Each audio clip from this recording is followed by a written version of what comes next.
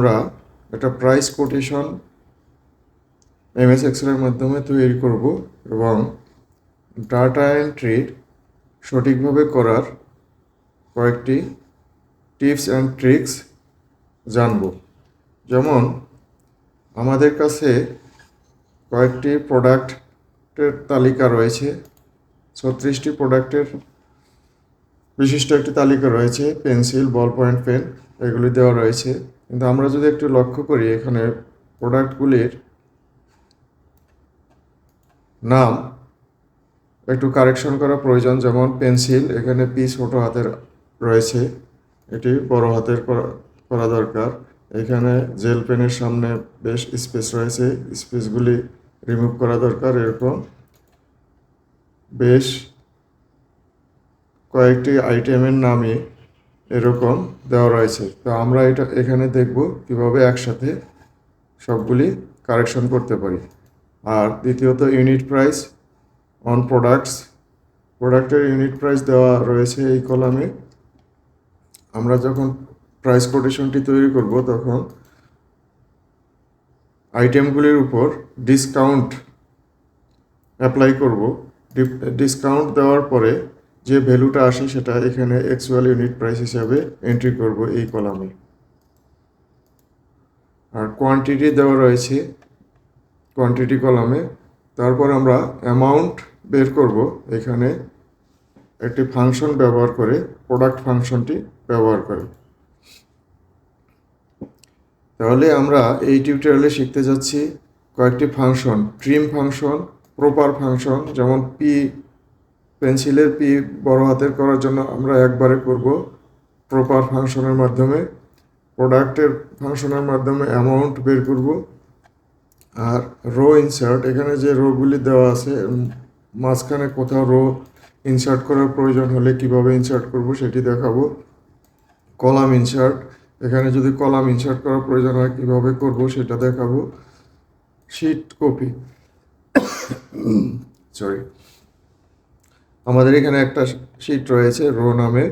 আমরা কিছুক্ষণ কাজ করার পর ঠিক এই শিটের সবগুলি কন্টেন্ট অন্য একটি শিটে একবারে কীভাবে কপি করতে পারি সেটিও দেখাবো। চলুন আমরা শুরু করি। প্রথমত পেন্সিল, সবগুলি আইটেমের নামের প্রথম অক্ষরগুলি ক্যাপিটাল করতে যাচ্ছি। সেক্ষেত্রে কিভাবে করা যায় সেটা দেখি। সেক্ষেত্রে আমাদের প্রথমে এই প্রোডাক্টের পরে একটি কলাম ইনসার্ট করতে হবে। তাহলে কলাম কিভাবে ইনসার্ট করব? যেমন সি কলামের বামে যদি একটি কলাম নেই তাহলে সি কলামকে সিলেক্ট করে সি কলামের উপর রাইট বাটন ক্লিক করলাম, দেন ইনসার্ট, একটি কলাম চলে আসলো। এই কলামে আমরা এই প্রপার ফাংশনটি অ্যাপ্লাই করে প্রোডাক্টের নামের প্রথম অক্ষরগুলি বড় হাতে করব। তাহলে ইকুয়াল আরও প্রপার, এই যে সাজেশন বক্স থেকে ডাবল ক্লিক করে নিয়ে আসলাম, প্রপার ব্র্যাকেট ক্লোজ টেক্সট হলো আমাদের এটা। তাহলে আমাদের পিটা বড় হাতের হয়ে গেল। এভাবে এখানে ফিল হ্যান্ডেলে প্লাস চিহ্ন আসলে এখানে ডাবল ক্লিক করলে সবগুলি বড় হাতের হয়ে গেল। যেগুলি যেমন স্টাপলার ছোট হাতের ছিল এস, এটা বড় হাতের হয়ে গেল। এইভাবে যেগুলি আছে, এই যে ফোল্ডার এফ ছোট হাতের, এখানে বড় হাতের হয়ে গেল। আচ্ছা, তাহলে এটা একটা করলাম। এখন এই জিনিসটাকে, এই যে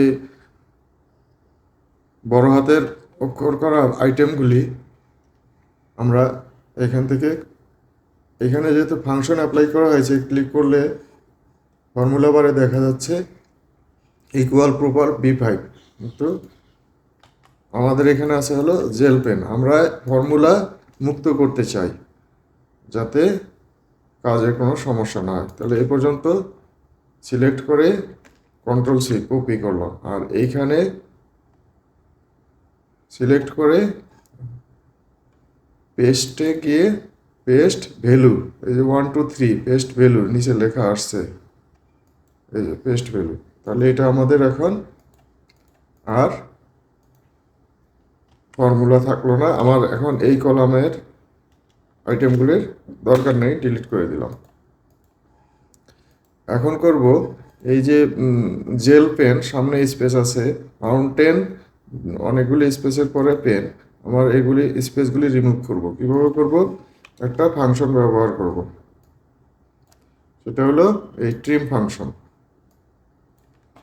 তাহলে equal TRIM trim text, text হলো পেন্সিল, ব্র্যাকেট ক্লোজ, এন্টার। এবার যদি সবগুলিকে ডাবল ক্লিকের মাধ্যমে ফিল হ্যান্ডেলের মাধ্যমে নিয়ে আসি, দেখা যাচ্ছে এই যে ইরেজারের সামনে যে স্পেস আছে সেই স্পেস আর এখন নেই। তাহলে এটাও কমপ্লিট হয়ে গেল। তাহলে আমরা ট্রিম ফাংশন এবং প্রপার ফাংশনের ব্যবহারটি শিখতে পারলাম এখান থেকে। আবার একই কাজ করছি এখানে, ভ্যালু পেস্ট।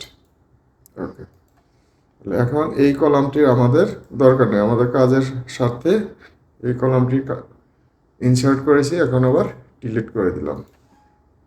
তাহলে ট্রিম এবং প্রপার এই দুটি ফাংশনের কাজ আমাদের হয়ে গেল।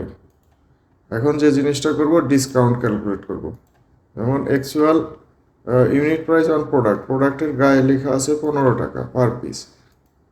তাহলে আমার 7% ডিসকাউন্ট দেওয়ার পরে এটার প্রাইসটা কত আসবে?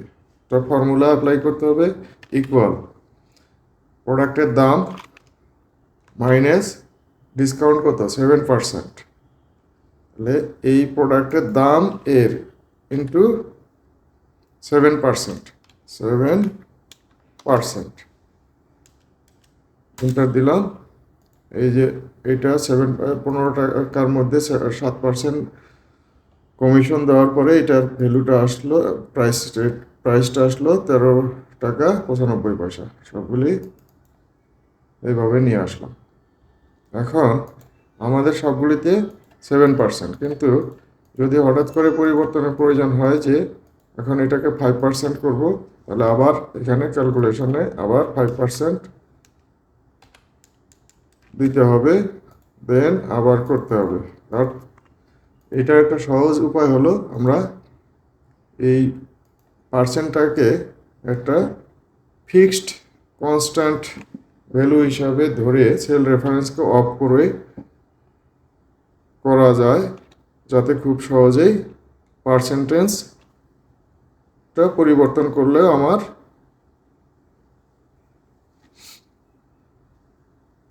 অ্যাকচুয়াল ইউনিট প্রাইসটা ঠিক থাকে।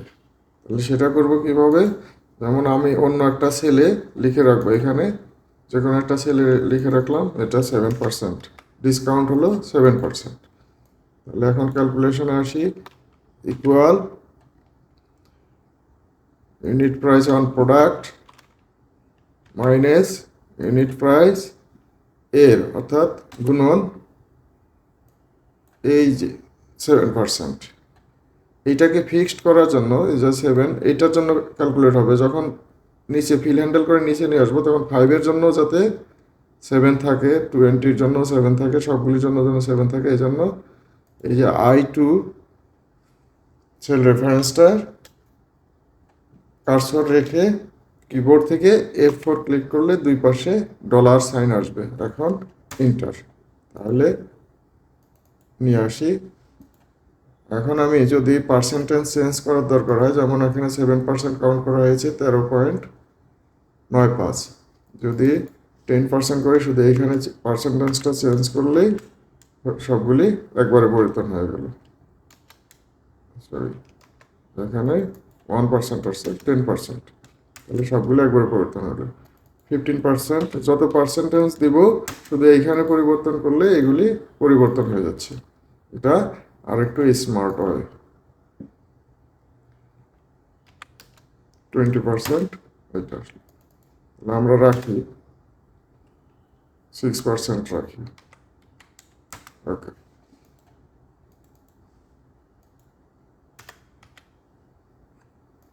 সিক্স পার্সেন্ট করলাম। এখন অ্যামাউন্টটা কীভাবে পাবো? অ্যামাউন্ট হলো কোয়ান্টিটি, যত পিস এবং প্রতি পিসের দাম যত, এটাকে গুণন করলেই হয়ে যায়। যেমন ইকুয়াল টু এইটা কিবোর্ড থেকে স্টার মানে গুণন, এটা ক্লিক করলে হয়ে গেল, এটা অ্যামাউন্টটা পেয়ে যায়। কিন্তু আমরা একটা ফাংশন শিখতে চাচ্ছি এখানে, প্রোডাক্ট ফাংশন। প্রোডাক্ট ফাংশনের মাধ্যমে এটি করা যায়। সেজন্য আমরা যদি আরেকবার করি, control shift down arrow, product select করে ডিলেট, তাহলে আমরা প্রোডাক্ট ফাংশনটি ব্যবহার করা শিখব। সেজন্য এখানে ইকুয়াল প্রোডাক্ট দুইভাবেই করা যায়, নাম্বার 1 এবং নাম্বার 2। নাম্বার 1 এটা, কমা নাম্বার 2 এটা, ব্র্যাকেট ক্লোজ, দেন এন্টার। তাহলে এটা হয়ে গেল। তাহলে আমার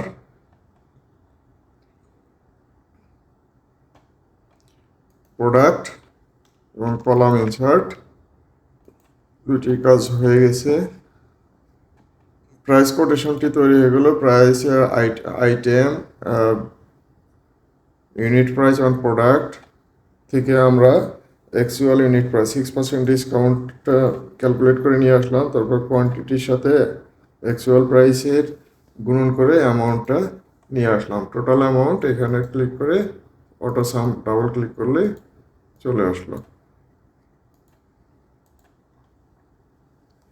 হয়ে গেল। এখন যদি কোনো কারণে আমার আরেকটা আইটেম যোগ করার প্রয়োজন পড়ে, সেক্ষেত্রে কি করব?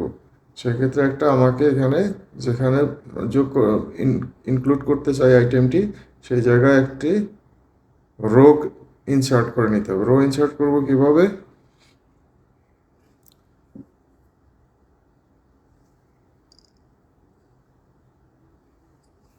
ধরি এইখানে এই যে 22 নম্বর রো, এটি রোয়ের বাম সাইডে যে নাম্বার আছে 22, এটা হলো বোঝা যাচ্ছে 22 নম্বর রো। 22 নম্বর রোয়ের নিচে একটি 22 নম্বর রোয়ের নিচে একটি রো ইনসার্ট করব। তাহলে 22 নম্বর রো সিলেক্ট করে রাইট বাটন ক্লিক করে ইনসার্ট, একটা রো ক্রিয়েট হয়ে গেল 22-এর নিচে, 22-এর উপরে। যেখানে আমি ক্লিক করব তার নিচের রোটাকে সিলেক্ট করে right button click, then insert. এইখানে এখন একটা আমি আইটেম এক্স ওয়াই করতে পারবো, আর এগুলি অটোমেটিক্যালি আসবে। অ্যামাউন্টটা এখনো আসেনি, কারণ আমার কোয়ান্টিটি কত সেটা এখনো বলা হয়নি। এই যে চলে আসলো, অটোমেটিক্যালি টোটালটাও চেঞ্জ হয়ে গেল। আচ্ছা, এখন এই প্রাইস কোটেশনটা এই অবস্থা ঠিক আছে। যদি এই সব কন্টেন্ট অন্য একটা শিটে রাখতে চাই, তাহলে জাস্ট এই শিটের নাম যেমন রো, এই রো এর উপর রাইট বাটন ক্লিক করে move or copy, then move to end, এখানে ক্রিয়েট এ কপি, ওকে। তাহলে দেখা যাচ্ছে যে রো 2। তাহলে এইখানে আর এই শিটের নামটা চেঞ্জ করার জন্য আমরা এই শিটের নামের উপর ডাবল ক্লিক করলে সিলেক্ট হওয়ার পরে লিখতে পারি ফাইনাল, ওকে, এটা চেঞ্জ হয়ে গেল। অথবা এখানে রাইট বাটন ক্লিক করে রিনেম, তাহলেও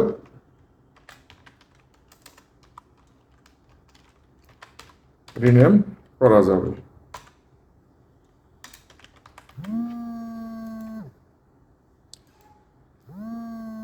থ্যাংক ইউ। আজকের টিউটোরিয়াল এ পর্যন্তই। ধন্যবাদ সবাইকে।